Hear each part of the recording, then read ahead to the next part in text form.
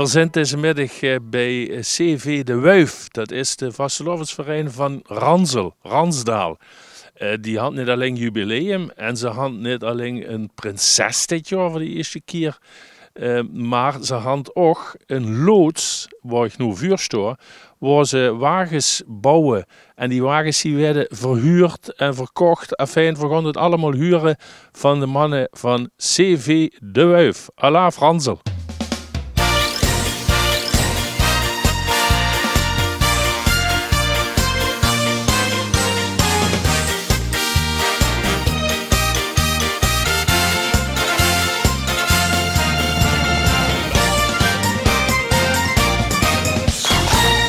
Dit zijn dus de bouwers, de mannen die het echt doen, de wagenbouwers van De Wuif uit Ransel. Laurent en Herman, dit is een bijzonder pronkstuk waarvoor hij vuur stond, Herman. Dat is niet het bijzonderste pronkstuk, maar de zijbeplating is ontworpen door de Bolle. Dat is een jongen die immer met wagens gebouwd heeft. Maar hij is nu heel erg ziek, dus dat kent niet meer. En dan wil ik toch even zijn pronkstuk op de televisie laten zien. Ja, dat is chic. Ja, Laurent, en zo mag er gieker jaar wel in, hè? Ja, we maken ieder jaar zeg maar een nieuwe wagen. En op het moment dat we een nieuwe gemaakt hebben, gaat ook weer een route en wordt dan weer verkocht. En zo roleert dat hele systeem, het hele jaar door. Ja.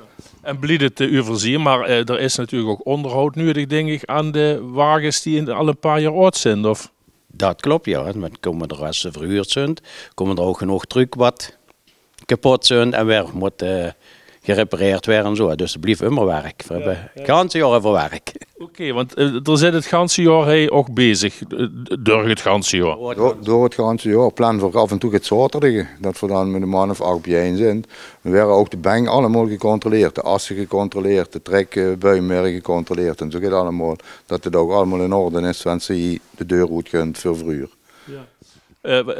Dat steekt hij alle nu zo op eigen propt, ik zou het maar oneerbiedig, dat ik me afvraag, ja, dan moet wel een paar hele nuchtere wuivers zien die hij met de vastelovend 's morgens vroeg die enorme dingen naar boete zorgen.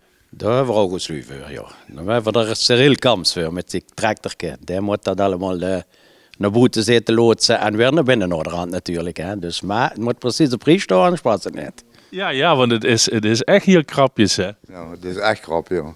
We willen ook nog breiden, maar ja, goed, het wordt te gek anders. Ja. Nu werd me ook toen straks verteld, de loods waar dus al die wagens stond, wie stond er 6, 7? 12. Kent ze ook tellen, Pelt. En het carousel hebben we ook nog. En de carousel, nou ja, in ieder geval die loods, die hadden dus ook gewoon allemaal eigenhandig gebouwd. Onder allemaal gans onder eigen beheer en gans zelf gebouwd door de leden van CV De Wuif. Ja. 22 jaar geleden? Ja, in 2002. Ja. Dus het is gans gebouwd. En voor hen hadden toen ook al zo dat er zelf wagens bouwden, of? Vroeger deed ik voor wagens bouwen, maar dat deden we dat bij ons in het dorp, bij de boeren op de schuur. En dat wordt gebouwd. En op een gegeven moment is het idee ontstaan om te zeggen van, ja, is het niet handig om de wagen te bewaren? Er wordt bij die boeren gevraagd van, ja, kind de wagen hier jaar staan? Ja, dat van een jaar verhuren en dan weer een nieuwe bouwen. En zo is het hele idee een beetje ontstaan. Op een gegeven moment ze waren op sting op zoveel plaatsen bij zoveel boeren, dat op een gegeven moment wordt het te gek dat we besloten toch maar hebben om te kijken of er een loodskosten bouwen hier voeren daar. Verzend ze eigenlijk een beetje op het hoort, want zo wie richtige vereinslui zijn, ze stond hij nu in de kou, maar ze moeten eigenlijk naar binnen, want ze moeten achter de bonnen of de entreekeertjes bij de jeugdprinsessen middag. Dus heren, verhoort u niet wie erop en veel plezier ermee en Allah Fransen. Ja, ook en bedankt voor het dingen. Meneer Huub Doutsenberg, even mij, is de beheerder van de loods. En dat hield onder andere in chef de cuisine. Huub, wie deed ze dat al nu? Ja, ik moet zorgen voor de inkopen. Als de jongens die beginnen te boeren en te verboeren aan de wagens, dan moet ik zorgen dat die koffie is en frisdrank. En dat gaat lekkers erbij, want anders weet je wel die jeugdje tegenwoordig is. Ja. Ja. En die loods hij netjes soorten. netjes houden. De gras daar allemaal opruimen, want de zondag wel eens die gebroken gaat. En leggen het neer, niet op de plaats waar ik het graag wil hebben, waar ze het weggepakt hebben. En zo gaat het allemaal, ja, zo gaat het. Ja. En met die dag zelf dan best hij aan het regelen dat allemaal zonder ongelukken naar buiten kunnen? Of? Nee, dat doen de jongens ook van de wagenbouwers. Want ik ben dan bezig met de bonnen en de entree. Oké. En ik ben al ongeveer een 40 jaar penningmeester. Penningmeester, oké. Ja. In dit jubileumjaar. En dit is wel een leuk verdienmodel voor de vereniging, of niet? Zeer zeker. Dat kan er dadelijk aan de verhuurder, aan de meneer die de wagens verhuurt. Daar regelt dat. Ja. Maar daar is de penningmeester wel blij met. Heel erg blij. Ja. En de ganse vereniging. Ja. En nu in zo'n jubileumseizoen kunt dat waarschijnlijk ook goed van pas dat ze toch misschien eens even het extra skins doen. Ja, dat is de bedoeling. De spaart ze 11 jaar voor. En als dat een jubileum is, toevallig ben ik 5 keer 11 jaar erbij. Dus vanaf de oprichting. Dus ik hoop dat ik misschien het extra's krijg. Dan moest je gewoon met de boek vooruit worden. Ja. Hey, maar 55 jaar en ook al 45 jaar erbij. Ja. Dan moest het toch wel al heel erg jong zijn geweest wie ze erbij komt. 18. Okay. Ik moest 18 worden. Toen werd ik nummer 3 daar boven. Oké. Hey, Huub, ik hoop dat ze dit nog heel veel jaren kunnen volhouden. En een schoenen vastelovend. Ja, dankjewel. Jo, alle af. Herman Euse, bekende naam in Ranzeloch, is er voorzitter van CV de Wuif. En is ook degene die zich bezighoudt met het zakelijke gedeelte van de wagenbouwhal. Want die wagens die werden aan de man gebracht. Ja, dat klopt. We zijn er heel lang geleden met begos. We begonnen met één wagen, het wordt het er 2, wordt het er 3. Een loods gehuurd, we er 5 kosten stellen. En toen wordt de keuze gemaakt van, ja, wat doen we truck naar één wagen of we groter. We hebben de keuze gemaakt om een loods te bouwen hier Voelender op het industrieterrein. Hebben we in 2002 voor elkaar gekregen, zonder een euro subsidie van de gemeente. En daar zijn we als vereniging echt heel stolz op.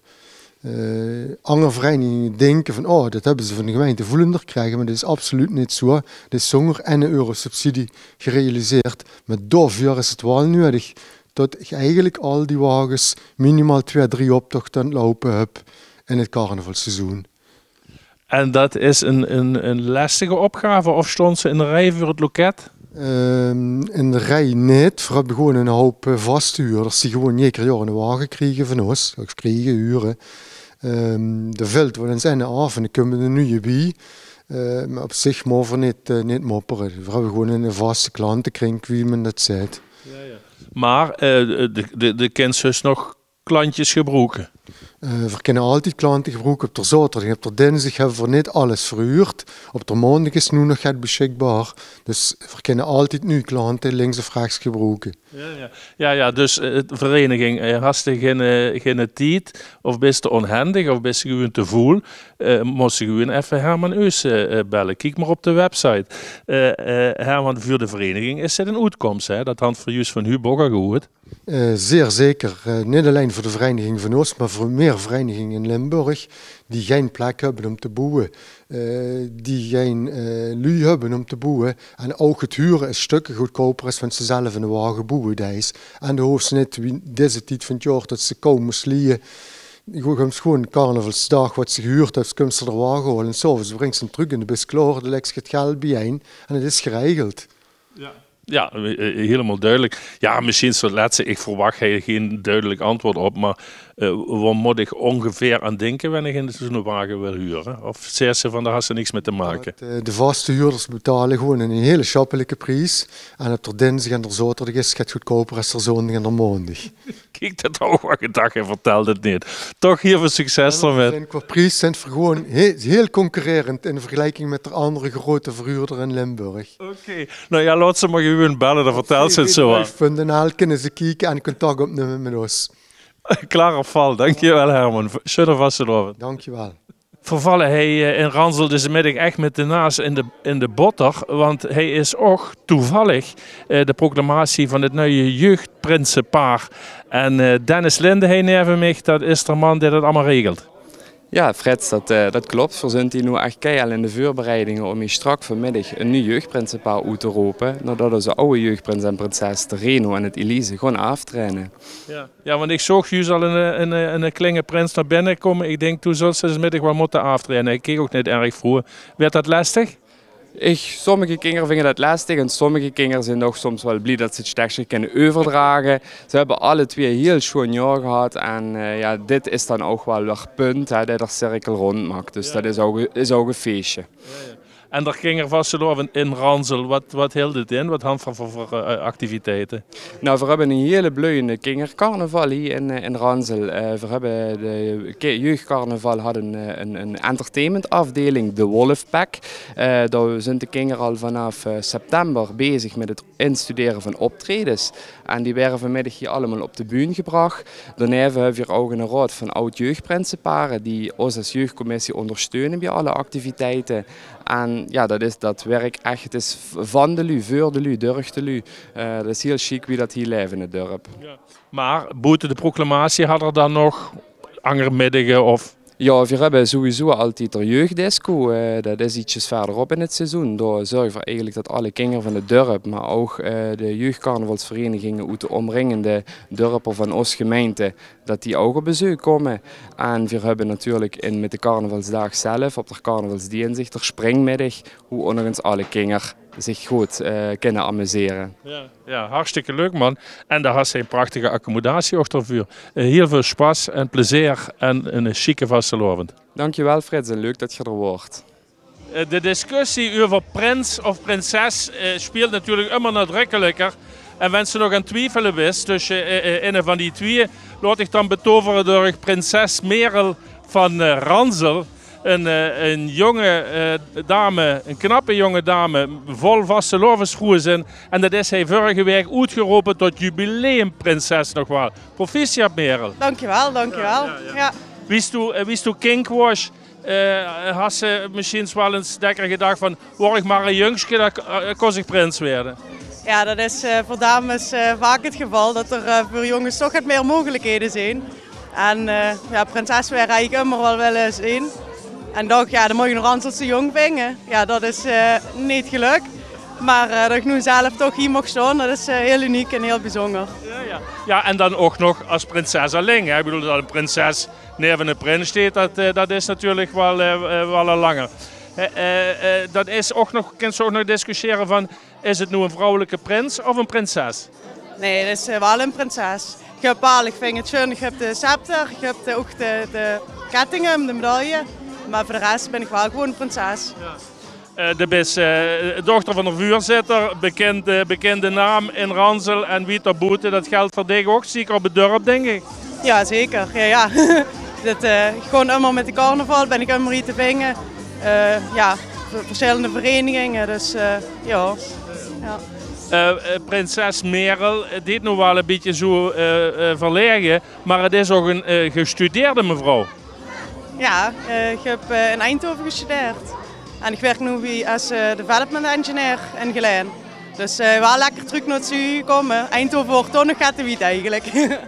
Ja, zeker. Het lampengat, hè. Ja. Dan toch eens maar het Zuid-Limburg zijn. Dan kan ze beter hier zien. Nu kan ik me voorstellen dat ze als hooglustigheid van Ransel niet fulltime ermee bezig is, maar ik neem aan dat ze tot begin maart genoeg in de agenda staan. Ja, ik heb laatst een keer de agenda bijgepakt om alles in te vullen. Ja, ieder weekend wel gaat, maar het is wel leuk. En het is lang seizoen, dus ik kan er lang van genieten. Dus ik heb helemaal goed. Okay. Alaaf, prinses Merel.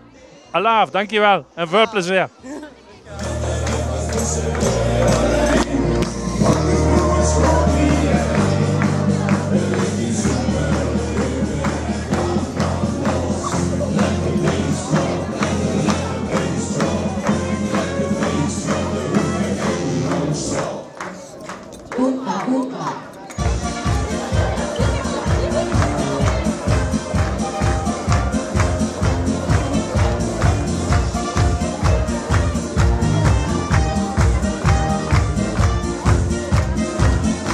gaan met een heel voldaan gevoel naar hem.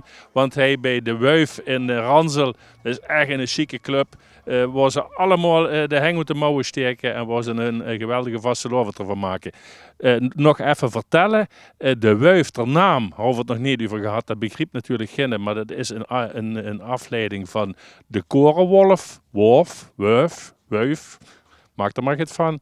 En die mutsje van de Elverrood, dat is er strottenplan van Ranzel. En de president zag ons, want de jongens nu s'avonds misschien niet meer alles precies op een rijhand, dan kunnen ze op de muts zien wie ze heen komen. Dat wordt het van Ranzel. Veel plezier. Adieu.